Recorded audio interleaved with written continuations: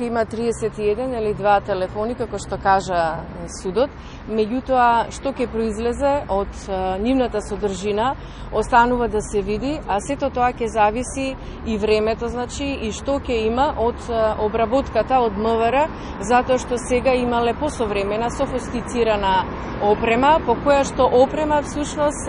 може да се видат снимки, пораки, разговори, кои што претходно не можеле да се видат, а сето тоа било во зависност од новата опрема, што се однесува за тие телефони. Меѓутоа, денеска бевме сведоци и на нешто друго кое што произлезе од изјавата на еден од сведоците кој што требаше да биде сослушан на прошлиот главен претрес, меѓутоа поради тоа што МВР не ги нашле, значи тој сведок и еден друг сведок, со оглед на тоа дека немале информации кај се што се, но всушност тој сведок денеска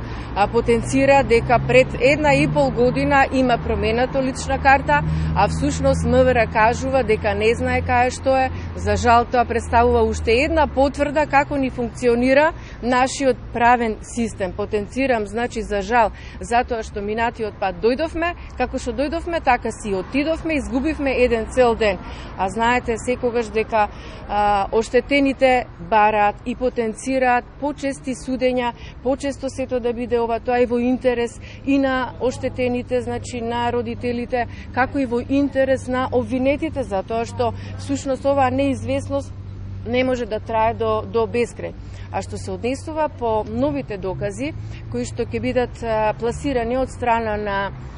обвинителството, а по однос на новите бомби, по кои што всушност имало пораки, транскрипти и разговори, останува да видиме дополнително што ќе има, дали ќе биде корисно, колку ќе биде корисно, за кое нешто прво судот треба да се запознае, а после ќе треба да се запознаат сите поред.